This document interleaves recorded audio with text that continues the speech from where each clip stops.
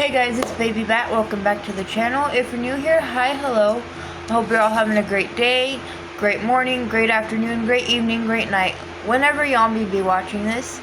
For this video, we are going to read Chapter 4 of Coraline. Sometime in October, I plan to do a video on the differences between the book and the movie. But without further ado, let's get into this. Chapter 4. The house looked exactly the same from the outside, or almost exactly the same. Around Miss Pink and Miss Forcible's door were blue and red light bulbs that flashed on and off, spelling out words. The lights chasing each other around the door, on and off, around and around. Astounding was followed by a theatrical and then triumph. It was a sunny, cold day, exactly like the one she'd left. There was a polite noise from behind her. She turned around. Standing on the wall next to her was a large black cat, identical to the large black cat she'd seen in the grounds at home. "Good afternoon," said the cat. Its voice sounded like the voice at the back of Coraline's head, the voice she thought words in, but a man's voice, not a girl's. "Hello," said Coraline. "I saw a cat like you in the garden at home. You must be the other cat."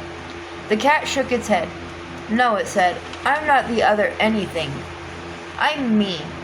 It tipped its head to one side. Green eyes glinted. "You people are spread all over the place. Cats, on the other hand, keep ourselves together. If you see what I mean." "I suppose, but if you're the same cat I saw at home, how can you talk?" "Cats don't have shoulders, not like people do." But the cat shrugged in one smooth movement that started at the tip of its tail and ended in a raised movement of its whiskers. "I can talk." "Cats don't talk at home." "No?" said the cat. "No," said Coraline. The cat leaped smoothly from the wall to the grass near Coraline's feet. It stared up at her. "Well, you're the expert on these things," said the cat dryly. "After all, what would I know? I'm only a cat." It began to walk away, head and tail held high and proud. "Come back," said Coraline. "Please, I'm sorry, I really am." The cat stopped walking, sat down, and began to wash itself thoughtfully, apparently unaware of Coraline's existence. We could be friends, you know," said Coraline. "We could be rare specimens of an exotic breed of African dancing elephant," said the cat. "But we're not. At least," it added cattily, after darting a brief look at Coraline, "I'm not." Coraline sighed. "Please, what's your name?" Coraline asked the cat. "Look, I'm Coraline, okay?" The cat yawned slowly, carefully, revealing a mouth and tongue of astounding pinkness. "Cats don't have names," it said. "No?" said Coraline. "No," said the cat. "Now you people have names. That's because you don't know who you are. We know who we are, so we don't need names." There was something irritatingly self-centered about the cat, Coraline decided, as if it were, in its opinion, the only thing in any world or place that could possibly be of any importance. Half of her wanted to be very rude to it. The other half of her wanted to be polite and deferential. The polite half won. "Please, what is this place?" The cat glanced around briefly. "It's here," said the cat. "I can see that. Well, how did you get here?" "Like you did. I walked," said the cat. "Like this." Coraline watched as the cat walked slowly across the lawn. It walked behind a tree, but didn't come out the other side. Coraline went over to the tree and looked behind it. The cat was gone. She walked back toward the house. There was another polite noise from behind her. It was the cat. "By the by," it said, "it was sensible of you to bring protection. I'd hang on to it if I were you." "Protection?" "That's what I said," said the cat, "and anyway—" It paused and stared intently at something that wasn't there. Then it went down into a low crouch and moved slowly forward 2 or 3 steps. It seemed to be stalking an invisible mouse. Abruptly, it turned tail and dashed for the woods. It vanished among the trees. Coraline wondered what the cat had meant. She also wondered whether cats could all talk where she came from and just chose not to, or whether they could only talk when they were here, wherever here was. She walked down the brick steps to the Mrs. Spink Enforcible's front door. The blue and red lights flashed on and off. The door was open, just slightly. She knocked on it, but her first knock made the door swing open, and Coraline went in. She was in a dark room that smelled of dust and velvet. The door swung shut behind her, and the room was black. Coraline edged forward into a small anteroom. Her face brushed against something soft. It was cloth. She reached up her hand and pushed at the cloth. It parted. She stood blinking on the other side of the velvet curtains in a poorly lit theater. Far away at the edge of the room was a high wooden stage, empty and bare, a dim spotlight shining onto it from high above. There were seats between Coraline and the stage, rows and rows of seats. She heard a shuffling noise, and a light came toward her, swinging from side to side. When it was closer, she saw the light was coming from a flashlight being carried in the mouth of a large black Scotty dog, its muzzle gray with age. "Hello," said Coraline. The dog put the flashlight down on the floor and looked up at her. "Right, let's see your ticket," he said gruffly. "Ticket?" "That's what I said. Ticket. I haven't got all day, you know. You can't watch the show without a ticket." Coraline sighed. "I don't have a ticket," she admitted. "Another one," said the dog gloomily. "Come in here, bold as anything. Where's your ticket?" "Haven't got one." "I don't know." It shook its head, then shrugged. "Come on, then." He picked up the flashlight in his mouth and trotted off into the dark. Coraline followed him. When he got near the front of the stage, he stopped and shone the flashlight onto an empty seat. Coraline sat down, and the dog wandered off. As her eyes got used to the darkness, she realized that the other inhabitants of the seats were also dogs. There was a sudden hissing noise from behind the stage. Coraline decided it was the sound of a scratchy old record being put onto a record player. The hissing became the noise of trumpets, and Miss Spink and Miss Forcible came onto the stage. Miss Spink was riding a one-wheeled bicycle and juggling balls. Miss Forcible skipped behind her, holding a basket of flowers. She scattered the flower petals across the stage as she went. They reached the front of the stage, and Miss Spink leaped nimbly off the unicycle, and the two old women bowed low. All the dogs stomped their tails and barked enthusiastically. Coraline clapped politely. Then they unbuttoned their fluffy round coats and opened them. But their coats weren't all that open. Their faces opened too, like empty shells, and out of the old, empty, fluffy round bodies stepped two young women. They were thin and pale and quite pretty, and had black button eyes. The new Miss Spink was wearing green tights and high brown boots that went most of the way up her legs. The new Miss Forcible wore a white dress and had flowers in her long yellow hair.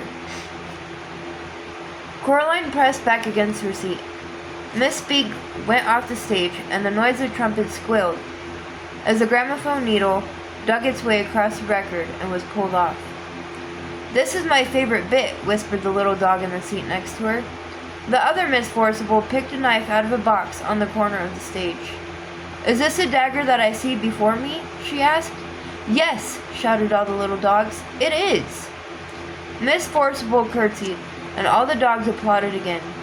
Coraline didn't bother clapping this time. Miss Spink came back on. She slapped her thigh, and all the little dogs woofed. "And now," Miss Spink said, "Miriam and I proudly present a new and exciting addendum to our theatrical exposition. Do I see a volunteer?" The little dog next to Coraline nudged her with its front paw. "That's you," it hissed. Coraline stood up and walked up the wooden steps to the stage. "Can I have a big round of applause for the young volunteer?" asked Miss Spink. The dogs woofed and squealed and thumped their tails on the velvet seats. "Now," Coraline said, Miss Spink, "what's your name?" "Coraline," said Coraline. "And we don't know each other, do we?" Coraline looked at the thin young woman with black button eyes and shook her head slowly. "Now," said the other Miss Spink, "stand over here." She led Coraline over to a board by the side of the stage and put a balloon on top of Coraline's head. Miss Spink walked over to Miss Forcible. She blindfolded Miss Forcible's button eyes with the black scarf and put the knife into her hands. Then she turned around 3 or 4 times and pointed her at Coraline. Coraline held her breath and squeezed her fingers into 2 tight fists. Miss Forcible threw the knife at the balloon. It popped loudly, and the knife stuck into the board just above Coraline's head and twanged there. Coraline breathed out. The dogs went wild. Miss Spink gave Coraline a very small box of chocolates and thanked her for being such a good sport. Coraline went back to her seat. "You were very good," said the little dog. "Thank you," said Coraline. Miss Forcible and Miss Spink began juggling with huge wooden clubs. Coraline opened the box of chocolates. The dog looked at them longingly. "Would you like one?" she asked the little dog. "Yes, please," whispered the dog. "Only not toffee ones. They make me drool." "I thought chocolates weren't very good for dogs," she said, remembering something Miss Forcible had once told her. "Maybe where you come from," whispered the little dog. "Here, it's all we eat." Coraline couldn't see what the chocolates were in the dark. She took an experimental bite of one which turned out to be coconut. Coraline didn't like coconut. She gave it to the dog. "Thank you," said the dog. "You're welcome," said Coraline. Miss Forcible and Miss Spink were doing some acting. Miss Forcible was sitting on a stepladder, and Miss Spink was standing at the bottom. "What's in a name?" asked Miss Forcible.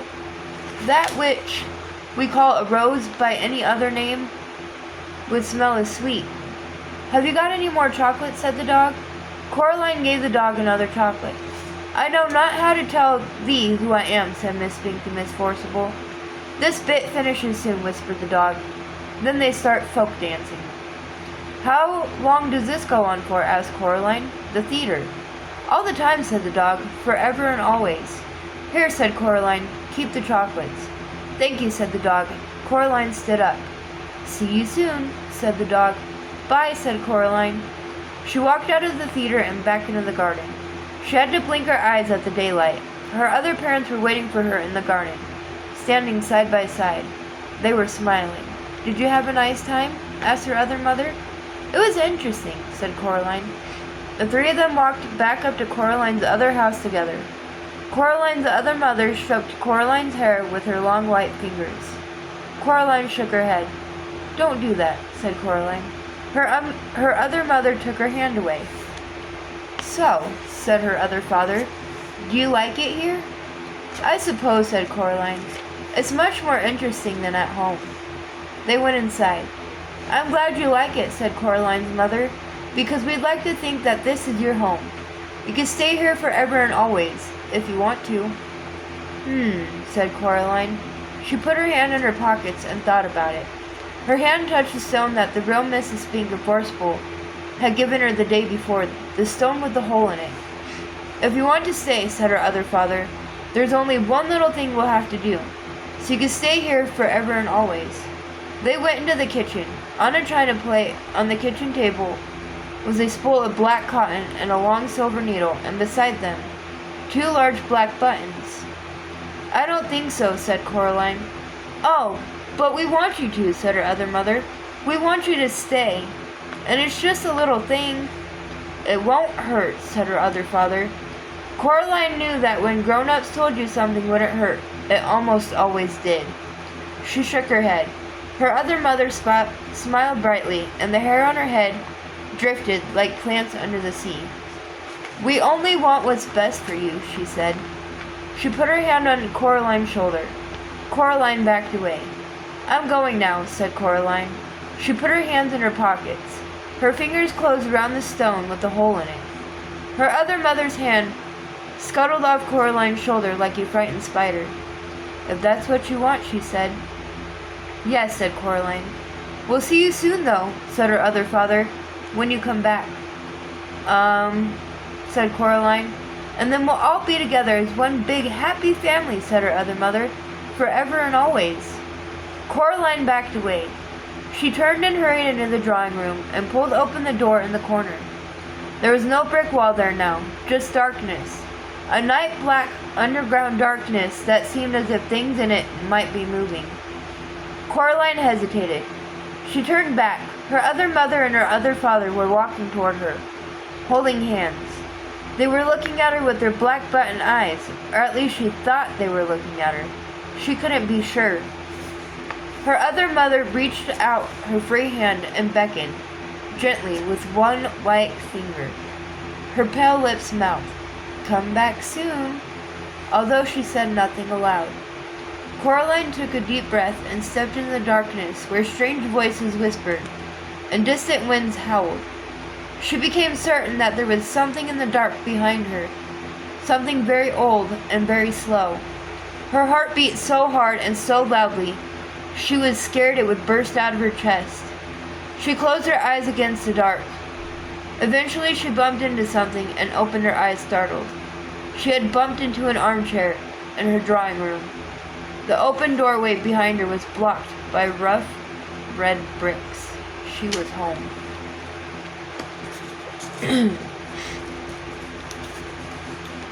And that, my friends, is the end of chapter 4.